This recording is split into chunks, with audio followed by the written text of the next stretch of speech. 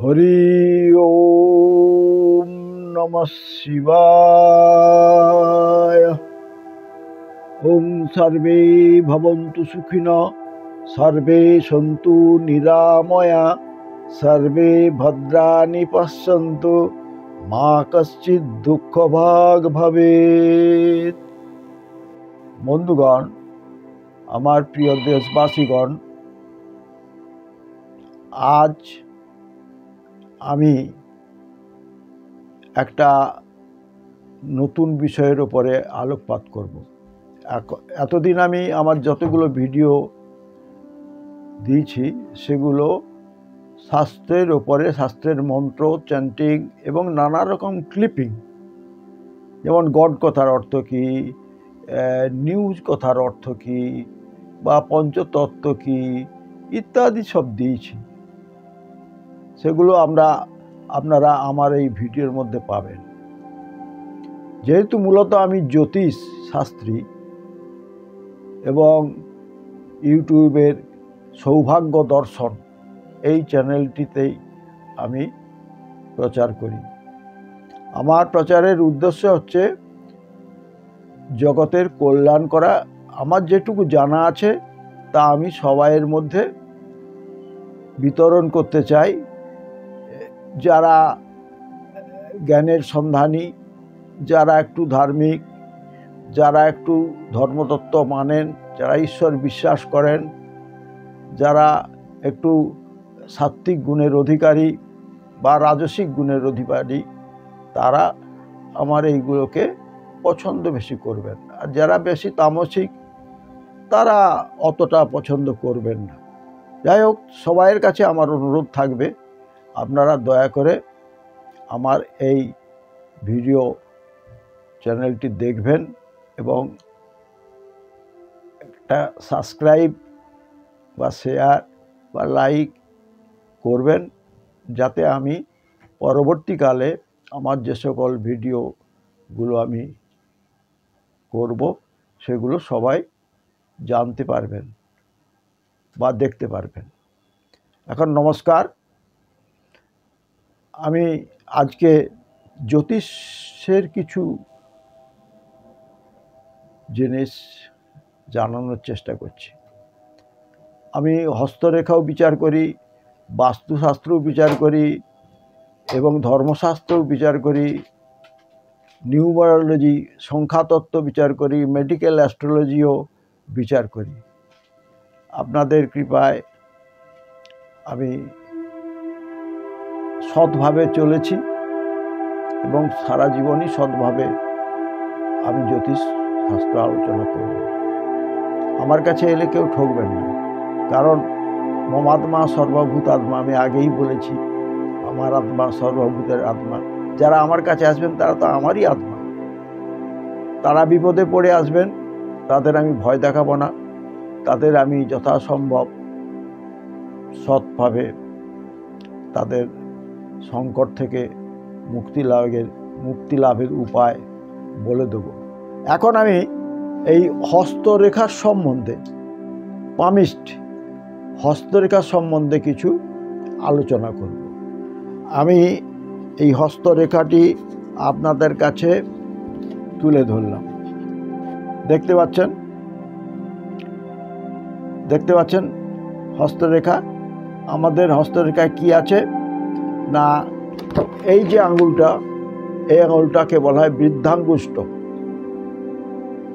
আর এইটাকে বলা হয় কি বলা হয়, তর্জনী, আর এই আঙুলটাকে বলা হয় মধ্যমা, আর এই আঙুলটাকে বলা হয় অনামিকা, আর এই আঙুলটাকে বলা হয় কনিষ্ঠা।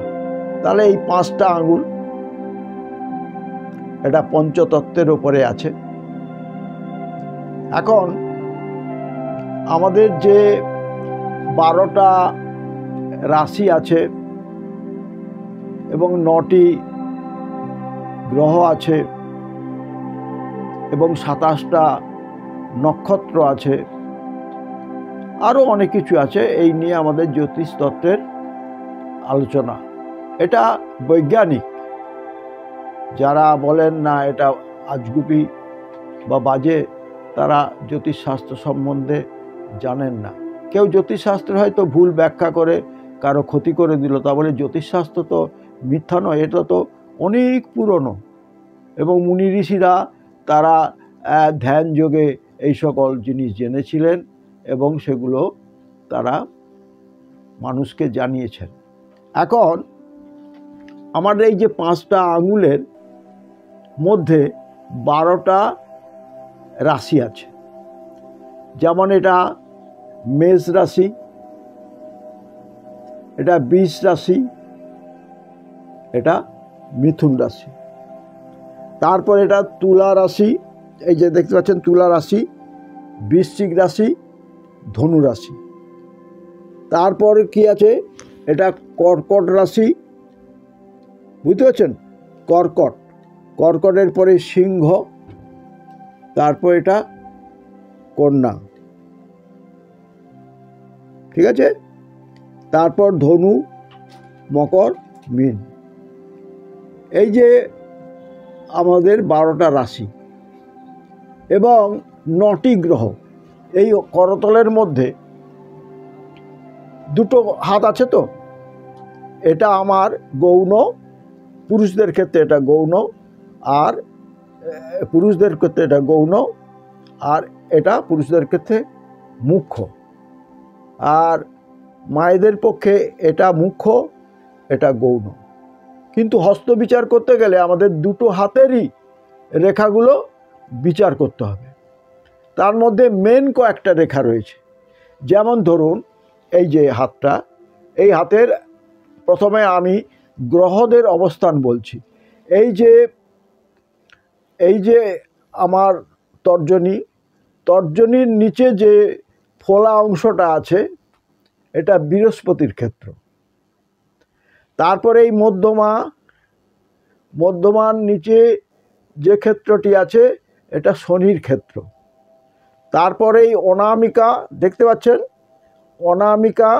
অনামিকার নিচে ঠিক যেখানে যে একটু মাউন্ট উচ্চ স্থান আছে, এটা হচ্ছে রবির ক্ষেত্র। আর এই কনিষ্ঠার যে নিচে ক্ষেত্রটি হলো বুধ। তারপরে কি আছে না, আমার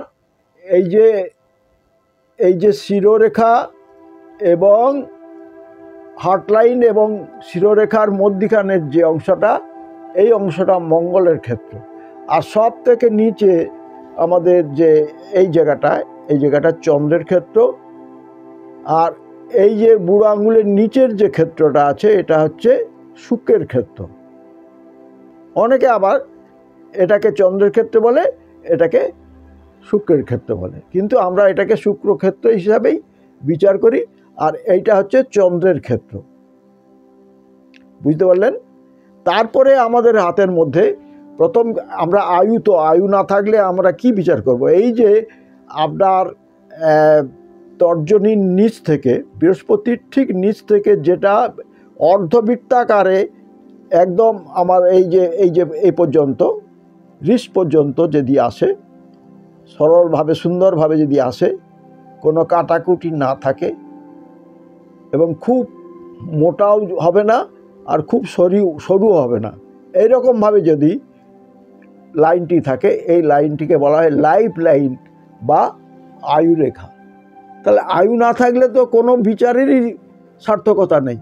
তারপরে যে লাইনটা আছে, আবার এই জায়গার থেকে যে লাইনটা চলে এসছে মঙ্গলের ক্ষেত্রের দিকে, এই ক্ষেত্রটাকে বলা হয় ব্রেন লাইন বা শিরোরেখা। আর বৃহস্পতির ক্ষেত্র থেকে একদম বুধের ক্ষেত্রের নিচে পর্যন্ত যে রেখাটি এসছে, এই রেখাটিকে বলা হয় হার্ট লাইন বা হৃদয় রেখা।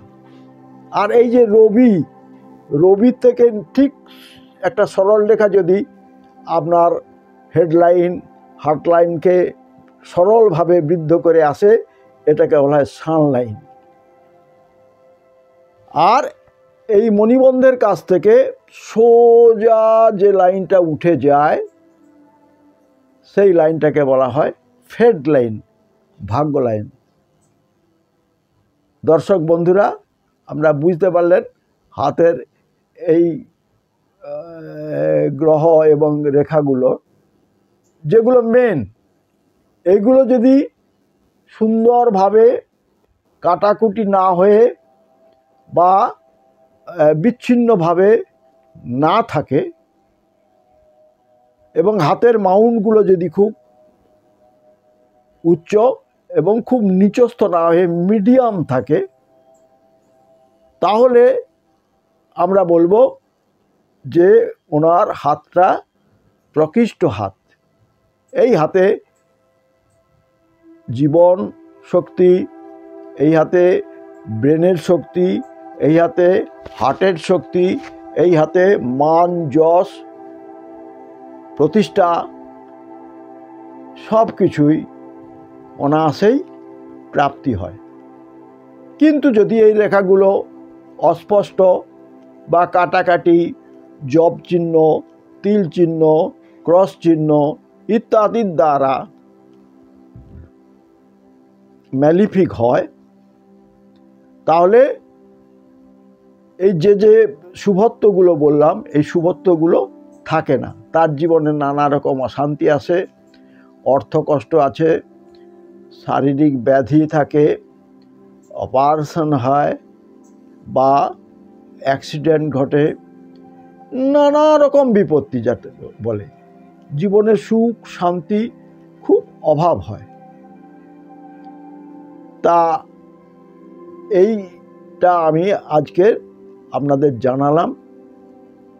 এবারে জানাবো আমি আর একটা লাইন, যেটা আমার ফেড লাইন থেকে ঠিক উঠে বুধের ক্ষেত্র পর্যন্ত যায়। এটাকে বলা হয় স্বাস্থ্য লাইন বা বিজনেস লাইন। এই লাইনটা যার হাতে থাকে তিনি খুব ভালো বিজনেসম্যান হয় বা খুব ভালো স্বাস্থ্যের অধিকারী হয়। কিন্তু এই রেখাটা সবার হাতে দেখা যায় না। আর যদি ঠিক বুধের ক্ষেত্র থেকে অর্ধবৃত্ত হয়ে চন্দ্রের ক্ষেত্র পর্যন্ত কোনো রেখা আসে, তাহলে ওই রেখাটা দ্বারা কি হয় না, সে অনেক অলৌকিক দর্শন হয় বা বাকসিদ্ধতা লাভ করে। এবারে আপনাদের বলবো, এই যে আমার বৃহস্পতির আঙুল, এটা তর্জনী আগেই বলেছি এবং রাশিগুলোর কথাও বলেছি। তার নিচ ক্ষেত্রটা হলো বৃহস্পতির ক্ষেত্র। এই বৃহস্পতির ক্ষেত্রটা যদি এর মাউন্টটা উচ্চস্থ হয়, খুব উচ্চস্থ হলে আবার খারাপ, সে খুব অহংকারী হয়ে যায়। যদি উচ্চস্থ হয় তাহলে কি ফল লাভ হয় না, বৃহস্পতি হচ্ছে জ্ঞানের কারক। যারা ধরুন জজ হয়, যারা আইন নিয়ে কাজ করে, তাদের বৃহস্পতির ক্ষেত্রটাকে ভালো থাকতে হবে। এবং এই বৃহস্পতির ক্ষেত্রে যদি একটা আড়াআড়ি লাইন চলে যায়, এটাকে বলা হয় সলেমান লাইন।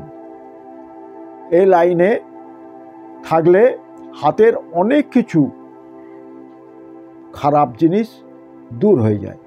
ওখানে যদি একটা ক্রস চিহ্ন থাকে বা একটা ধরুন স্টার থাকে, স্টার বোঝেন তো, স্টার অনেকগুলো এ করে স্টার, আর ক্রস মানে এই গুণিত, এইরকম চিহ্নটা যদি থাকে, তাহলে সে কি করে, সে বিবাহের দ্বারা প্রচুর অর্থ লাভ করে, মানে তাকে যৌতুক প্রাপ্তি হয়। যাকে বলে যৌতুক বলে না, বিবাহ করলে তার ভাগ্য ফিরে যায়, সে বিবাহের দ্বারা তার অর্থ লাভ হয়।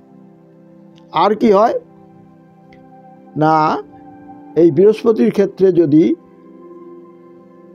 এই দুটো চিহ্ন থাকে, তাহলে তার বিচার ক্ষমতা, তার বুদ্ধিমত্তা, তার সাত্ত্বিক মনোভাব, মানে বৃহস্পতির যে গ্রহ যে বিষয়গুলো দান করেন সেইগুলো তার প্রাপ্তি হয়। হঠাৎ অর্থপ্রাপ্তি হয়, প্রচুর ধন প্রাপ্তি হয়। বুঝলেন? আরও অনেক কিছু আছে। হাত মানে এই যেটুকু হাত দেখছেন, এই হাতটা একটা বিরাট বিরাট গবেষণার বিষয়। এটা শুধু 1 মিনিট 2 মিনিট দেখে এর বিচার করা যায় না। খুব সূক্ষ্ম সূক্ষ্ম লাইন আছে, অনেক সময় লাইনগুলো কাটাকুটি হয়ে যায়। এখানে যদি একটা ধরুন চৌকো চিহ্ন থাকে, তাহলে তার রাজনীতির দিকে মনোভাবটা বাড়ে। ওখানে যদি ত্রিকোণ চিহ্ন থাকে তাহলেও শুভ। আমি এই বৃহস্পতির সম্বন্ধে আজকে এইটুকুই বললাম। এর পরের ভিডিওতে আর অন্যান্য গ্রহদের কথা বলবো। তা বন্ধুরা, আমি এই ভিডিওটাকে আর বেশি বড় করছি না। আপনারা দয়া করে সাবস্ক্রাইব করবেন, ভালো লাগলে বলবেন, মন্দ লাগলেও বলবেন, মন্তব্য করবেন। তাহলে আমি আমার ভুলটা বুঝতে পারবো, বা আমার উপস্থাপনাটা আমি কেমন করছি সেটা বুঝতে পারবো। দয়া করে ভুল ত্রুটি যদি হয় মার্জনা করবেন। হরি ওম নমঃ শিবায়। আপনারা সবাই ভালো থাকুন।